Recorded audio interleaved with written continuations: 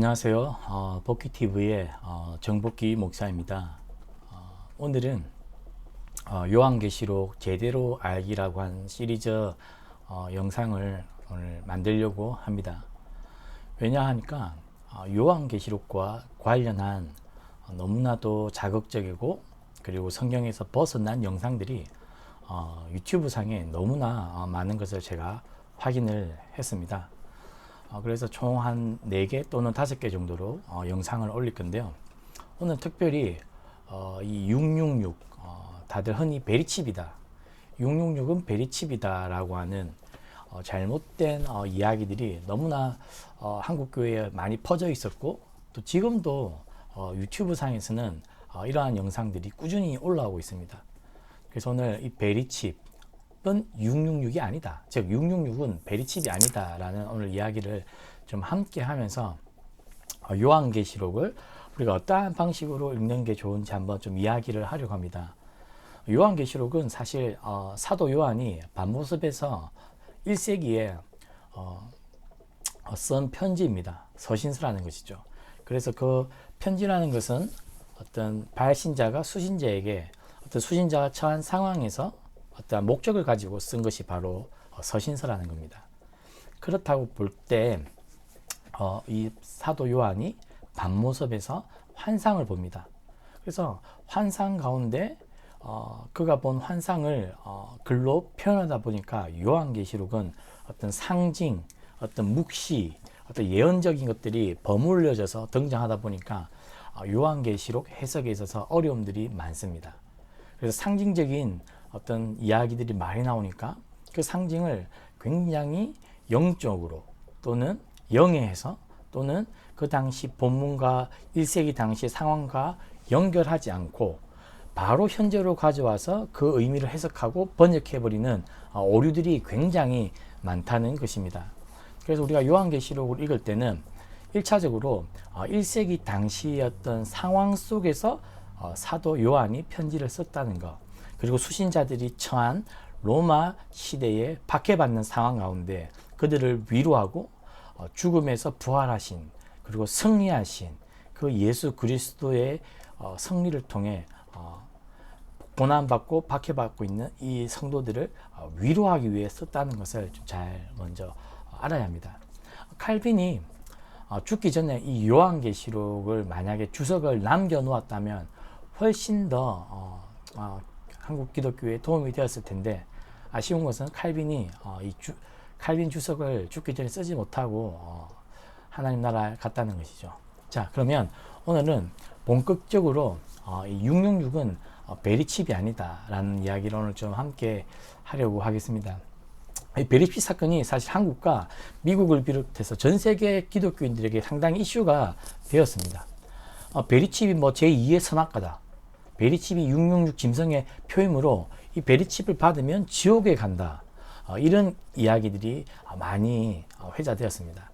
그리고 심지어 미국에서 2013년에 이미 베리칩을 전 국민에게 의무적으로 이식해야 한다는 법이 통과되었다라는 이러한 루머가 돌면서 참 많은 문제들이 있었죠. 그래서 실제로 이 사건 때문에 미국의 어떤 가정 선교사 부부는 이혼까지 하고 어느 선교단체에서 봉사하던 부부들이 실제로 자신들이 하는 선교 사역을 정리하고 미국을 떠나는 일들이 있었습니다. 그래서 뉴스에도 났었죠. 그래서 지금도 유튜브 상에 굉장히 베리칩과 관련한, 특별히 또 베리칩과 일루미나티, 이 프리메이슨과 관련된 수많은 의혹, 음모들이 올라와 있습니다. 그래서 성도들을 혼란에 빠뜨리게 하고 있다는 것이죠. 그래서 뭐 짐승의 이름 666을 대적하시오, 환란 중간에 휴거가 있은 후에 666 표시대가 될 것입니다, 이런 선정적인 잘못된 이야기들을 하는 것이 너무 많아 유튜브를 시작하고 나서 참 이게 문제구나 걱정이 많이 되고 있습니다.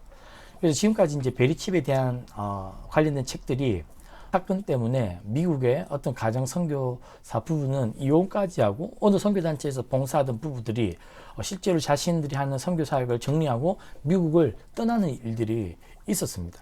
그래서 뉴스에도 났었죠.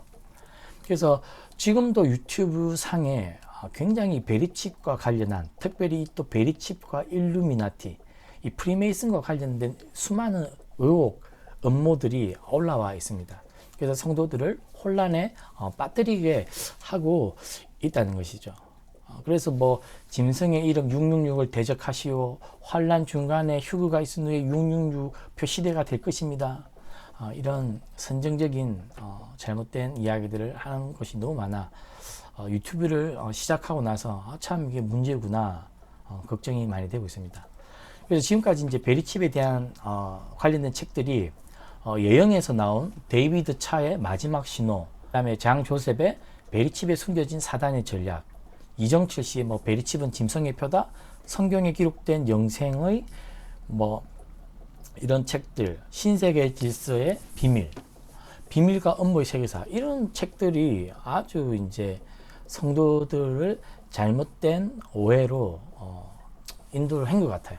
그래서 저는 출판사들이 책임감을 가지고 좀 좋은 책들을 펼쳐내야 되는데 이것은 출판사의 문제도 있다고 저는 생각합니다. 그래서 출판사들은 좀 더 책임감 있게 좋은 책을 썼으면 좋겠습니다. 베리칩이 주장이 나오는 것은 이제 요한계시록 13장과 관련이 있습니다. 땅에서 올라오는 짐승이 말세의 적그리스도가 되죠. 그래서 이 적그리스도가 예루살렘에 본부를 두고 이제 전 세계를 다스리고 특히 매매, 사고 파는 것을 장악합니다. 그래서 이 666 짐승의 표를 받지 아니하면 어떤 물건이든지 매매를 못하게 하는 것이죠. 그런데 문제는 이것이 베리칩이 되는 것이고, 이 베리칩을 통해 글로벌 GP에서 전산 통제 시스템을 이제 장악한다는 것입니다. 그래서 온 전 세계인들을 이제 조종한다는 것이 바로 이 베리칩과 666이 주장하는 것인데, 그래서 적그리스도는 이 베리칩을 통해서 세계 질서를 재편하고 매매를 장악함을 통해 앞으로 미래사회에 이제 그것이 되는 것이죠. 특히 EU 본부가 있는 브뤼셀에 이 슈퍼컴퓨터라고 하는 것이 있는데요. 이것의 통제를 이제 받게 된다는 것이 또 핵심 주장입니다. 그래서 이 슈퍼컴퓨터가 사람에게 심겨진 이 베리칩을 통제함으로 인해서 모든 경제 활동을 통제함을 통해 그것이 바로 이제 적그리스도다라고 하는데, 여기서 이제 등장하는 것이 이제 프리메이슨이고 일루미나티입니다. 프리메이슨이 뭡니까? 이집트 포로 시대 때 이제 자유주의 석공인데요. 유대인들이 시작해서 이제 바벨론 문명과 이제 프랑스 계몽주의, 미국 자본주의 문명을 이룩하는데, 이 자본주의 문명을 통해서 세계 통합 지배 시스템을 만들어낸 장본인이라는 것이죠. 이제 그 가운데 이제 일루미나티는 프리메이슨 핵심 세력입니다. 이제 과학과 지식의 발전을 통해서 그 감시하는 눈, 사탄의 루시퍼의 눈이라고 하는데, 이것이 바로 글로벌 GP에서 전산 시스템, 바로 슈퍼컴퓨터를 통해서 베리칩을 심어서 모든 사람을 감시한다는 것이죠. 중요한 것은 이것은 픽션에 불과하고 세대주의 사상가들이 만들어낸 가상 시나리오에 불과하다라는 것을 알았으면 좋겠습니다. 그러면 일단 베리칩이 뭔지 잠시 살펴보면, 베리칩은 verification 플러스 chip, 그러니까 이 두 영어를 합성한 단어입니다. 베리칩. 뭡니까? 확인하고 식별하는 이제 칩, 반도체라는 것이죠. 크기가 아주 쌀알 만한 작은 크기입니다. 그래서 사람의 피부 속에 어떤 주사기나 어떤 무엇을 통해서 주입해서 사람 몸 안에 심어 놓는 겁니다. 그래서 이 베리칩 안에는 16자리의 이제 고유 번호가 있고, 어떤 스캐너가 자동적으로 무선 방출되어 읽혀지는 그죠. 그래서 그 순간 이 사람이 누구고 소속이 어디며 어디 살고 뭐 모든 정보 인포메이션이 거기에 다 담겨 있는 것입니다. 그래서 베리칩은 기능면에서 바코드랑 좀 비슷하죠. 찍 하면 되는 거예요. 그리고 RFID 전자 태그라고 하는데, 이제 무선 식별 장치하고도 비슷하지만 그러나 이 RFID보다 기능면에서 더 우수하다는 것입니다. 즉 스캐너 근처만 지나가도 이 베리칩이 고유 번호가 읽혀지면서 바로 무선으로 그 정보를 송출할 수 있는 장치가 바로 이 베리칩이라는 것입니다. 그래서 이거를 이제 뭐 사람 몸에 심는다는 것이고요. 그리고 이제 많은 가짜 뉴스는 뭐였냐면, 그때 오바마 헬스케어 HR 4872 이제 국회 보고서 문제인데요. 이것을 통해서 이제 실제 이행되지도 않았는데 미국에서 이 이것을 통해서 베리칩을 모든 이제 미국 사람들에게 심을 거다라고, 이게 뭐 법이 통과되었다, 이게 이제 모두가 일반화될 거다라고 했지만 전혀 그렇지 않다라는 것이 가짜 뉴스로 다 드러냈습니다. 그래서 뭐 2017년 1월부터 뭐 강제 집행 기간이 되어 가지고 베리칩을 맞지 않으면 뭐 범법자가 된다, 이런 이제 말들이 돌았죠. 그러나 뭐 그것들이 지금 다 이제 가짜 뉴스라는 것이 밝혀졌습니다. 그래서 저는 이제 이 베리칩과 666과 관련해서 이런 이야기를 하는 사람들이 누구냐라고 했을 때 굉장히 극단적인 세대주의자들, 거짓된 종말론자들, 잘못된 종말론을 가지고 있는 사람들이 이러한 것들을 이야기한다는 것입니다. 과연 그러면 요한계시록 13장에 이제 이 짐승의 표가 바로 666이 바로 베리칩이냐? 요한계시록 13장 17절에 보면 짐승의 이름이나 그 이름의 수, 그 수를 세어보라. 그 수는 사람의 수니 666이다 라고 이야기를 합니다. 그래서 이 666이 그러면 무엇을 상징하느냐? 제가 조금 이제 고신 목사니까 저는 고신대학교 송영목 교수님과 그리고 총신의 이필찬 교수님의 요한계시록 주석을 살펴보았고, 마지막으로 제가 참고하는 것은 고려신학대학원 교수님들이 요한계시록 주석을 낸 그 책을 참고했습니다. 송영목 교수님과 그리고 이필찬 교수님은 이 게마트리아라고 하는 것, 그러니까는 히브리어나 헬라어를 숫자로 치환해서 사람의 이름을 만들어낼 수도 있고요.